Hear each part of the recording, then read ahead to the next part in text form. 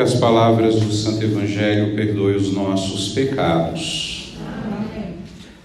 A Sagrada Escritura nos ensina que a vontade de Deus, ela é boa, ela é perfeita, ela é agradável.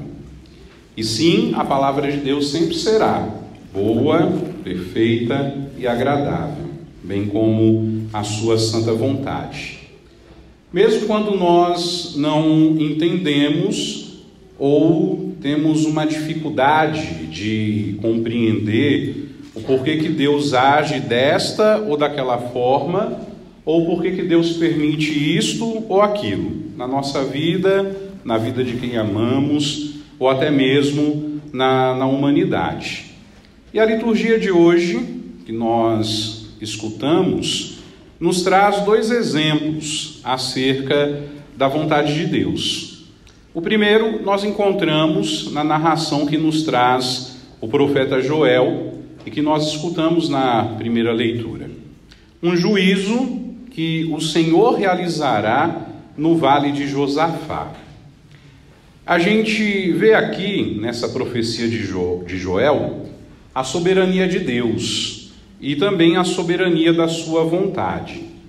Diante do seu trono estão todos os povos, todas as nações.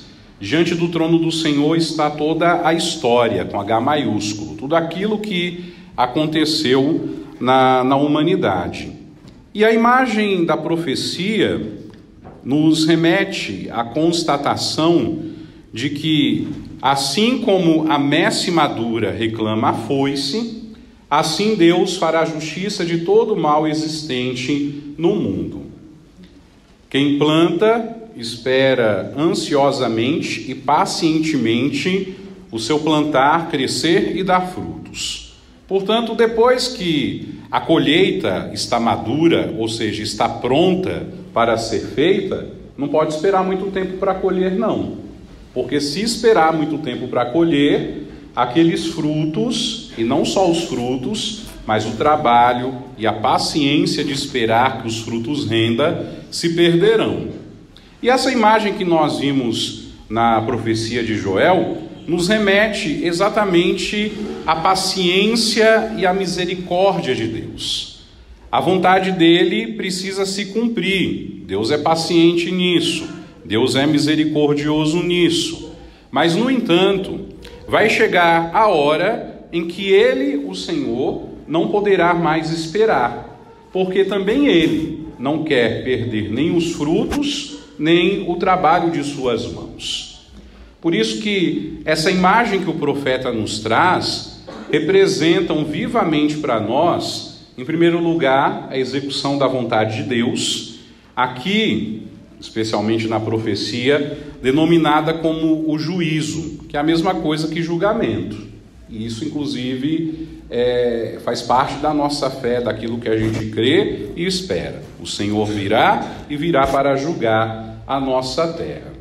A mensagem é clara e, ao mesmo tempo, é uma mensagem que requer de nós uma decisão, uma postura, porque os inimigos de Deus e os inimigos da palavra de Deus irão se perder. Agora, quem crê em Deus e quem acolhe a sua palavra e a coloca em prática, estes se salvarão. A gente percebe que aquilo que nós chamamos de vontade de Deus, então, ela está inserida num contexto de luta entre o bem e o mal.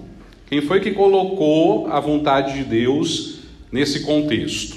Quem foi que colocou a vontade de Deus entre o bem e o mal? Certamente não foi Deus, mas fomos nós. Nós temos esse costume de colocar a vontade do Senhor nosso Deus nessa disposição, entre o bem e o mal que há em nós, entre a luta que nós travamos todos os dias, entre o bem e o mal. E sim, essa luta entre o bem e o mal, ela está enraizada em nossas vidas. Ela está presente no nosso cotidiano. Cada novo dia da nossa existência, cada novo dia que nós nos levantamos, nós precisamos fazer uma opção. Claro que Deus quer que a opção feita e renovada a cada dia seja por Ele, seja também por Sua palavra. Mas, às vezes, nós acabamos por optar pelo mal, porque ninguém peca por ignorância. Nós acabamos optando, decidindo pelo pecado, pelo mal, pelo afastamento voluntário do Senhor. É um drama que acompanha a humanidade desde sempre e do qual nenhum de nós está isento. Por isso é muito importante, cada novo dia que nós vivemos, renovar a nossa opção pelo Senhor. E se nós decidimos em algum momento pelo mal, pelo pecado, pelo afastamento voluntário dele, nós precisamos correr e arrumar a situação. Precisamos renovar a nossa decisão de novo por ele e procurar os meios necessários para que essa decisão seja qualificada. Vale lembrar também que nessa luta entre bem e mal, nós não estamos sozinhos. Conosco está o Cristo, conosco está o Senhor. E com ele, que é o Senhor da história, além de nós termos um perfeito modelo de quem cumpre e vive a vontade de Deus, porque Jesus, em tudo, ao assumir a nossa humanidade, sempre viveu essa realidade, cumpriu e viveu a vontade de Deus, seu Pai. Sabendo que Ele está conosco, nós temos a segurança e a certeza de que a fase final dessa luta entre o bem e o mal já chegou. Hoje nós somos protagonistas nesse tempo. E a nossa decisão por Deus, por sua palavra, por sua vontade, são fundamentais para que a vitória de Cristo se estabeleça de forma definitiva nesse mundo em que nós vivemos. O Senhor está voltando. E como diz São Paulo, na segunda carta aos Tessalonicenses, ele virá e virá para ser glorificado em seus santos. Os santos do Senhor somos nós também. Ele virá e virá para ser admirado em todos aqueles que tiverem crido nele. Para crer é preciso acolher sua palavra, que assim como sua vontade é boa, é perfeita, é agradável. Entendendo ou não, compreendendo ou não, aquilo que nos traz a palavra e a vontade de Deus. E, sobretudo, ter uma decisão e uma opção muito clara de que nós queremos viver no centro da vontade de Deus. O segundo exemplo, nós encontramos no Evangelho e já foi introduzido por esse primeiro exemplo que a liturgia da palavra nos traz.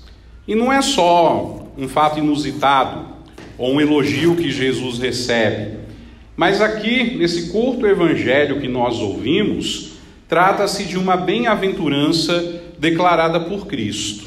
Ele diz: muito mais felizes são aqueles que ouvem a palavra de Deus e a colocam em prática.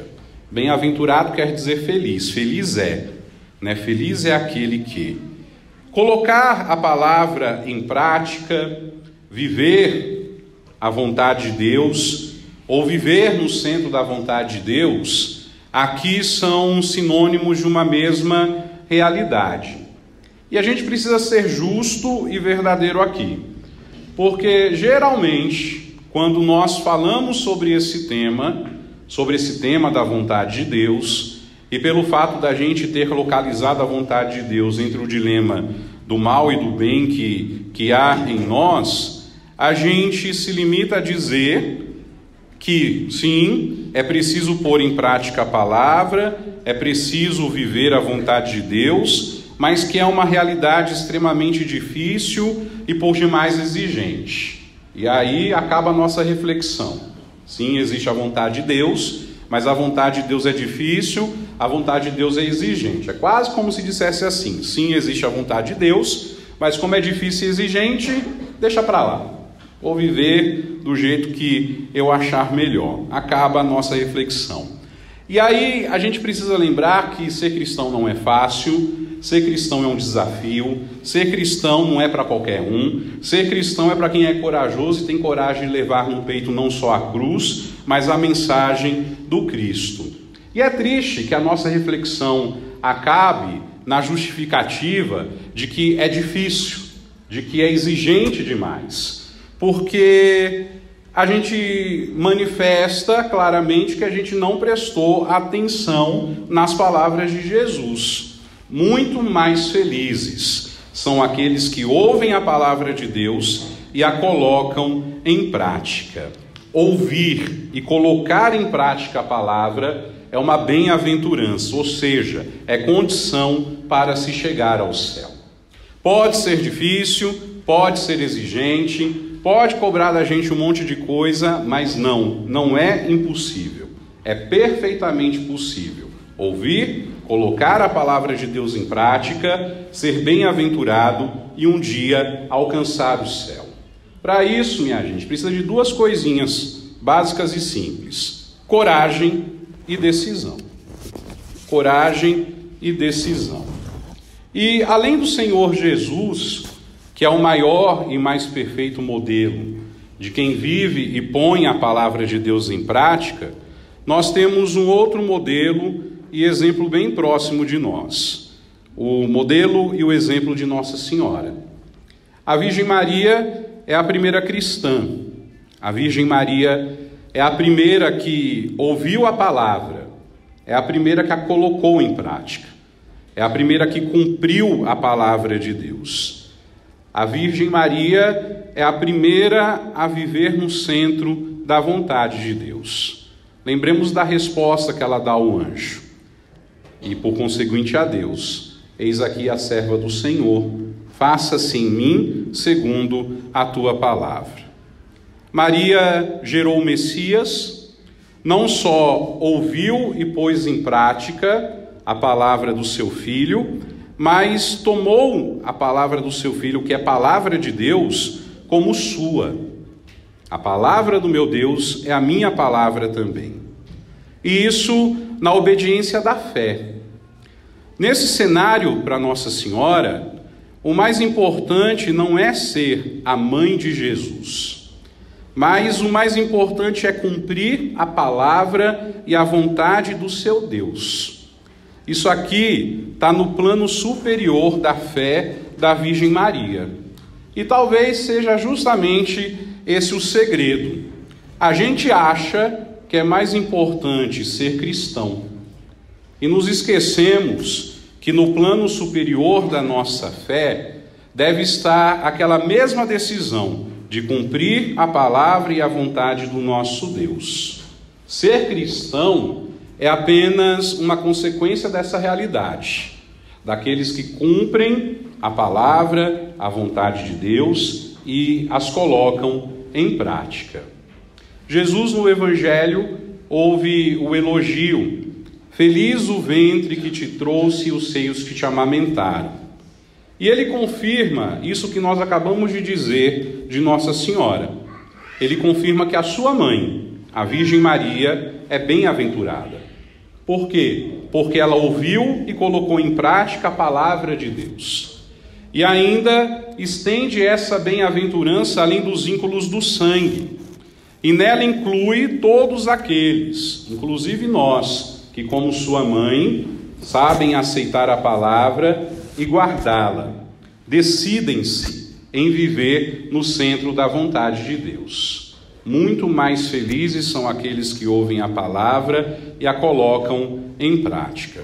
Pois bem, se Nossa Senhora é esse modelo de quem vive e põe a palavra de Deus em prática, de quem vive no centro de sua vontade, ela, mesmo sem ter falado muito, nos dá algumas dicas muito preciosas.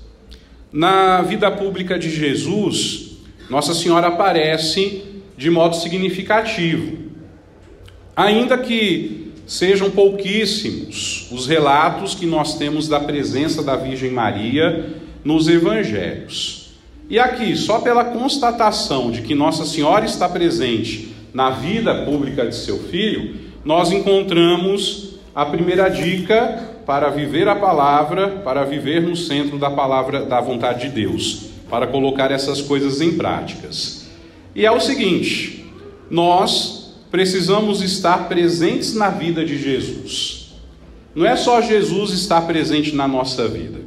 Nós precisamos estar presentes na vida de Jesus para que Ele se faça presente na nossa vida. Como é que eu faço isso, Padre? Pela oração. Oração não é só recitar meia dúzia de Pai Nossos e um bocado de Ave Maria.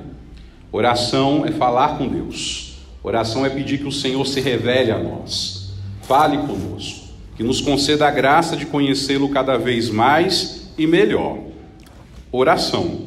E junto da oração, desse desejo de conhecer mais o Senhor, de estar presente na vida de Jesus, a gente precisa conhecer o Evangelho. A gente precisa ter contato com o Evangelho diariamente, refletir nas passagens que são registradas de nosso Senhor, do seu ministério, da sua vida, da sua encarnação, da sua paixão, morte e ressurreição, porque lendo o Evangelho nós conhecemos mais e conhecemos melhor aquele que é o Senhor de nossas vidas. Depois, nas bodas de Caná, Maria é movida por misericórdia, quando ela intercede a Jesus pela falta do vinho naquela festa de casamento. E ela não intercede somente pela falta do vinho, ela intercede para que Jesus possa dar início aos sinais que o acompanharão durante todo o seu ministério. E a segunda dica que Nossa Senhora nos dá é a oração de novo. Oração, mas oração com insistência, porque interceder é orar com insistência, é pedir a Deus com insistência. E depois Jesus nos conta no Evangelho algumas parábolas sobre a necessidade de orar e de orar sempre. Não é difícil a gente imaginar que Jesus aprendeu a orar com sua mãe. Por isso, a segunda dica é um repeteco da primeira: oração. Mas oração com insistência, oração com perseverança, oração nesse teor de intercessão. Interceder uns pelos outros, mas sobretudo confiar a nossa vida na intercessão da Virgem, para que ela nos ajude a ouvir a palavra, colocá-la em prática e viver no centro da vontade de Deus. Depois, Maria, ela é o modelo dos bem-aventurados.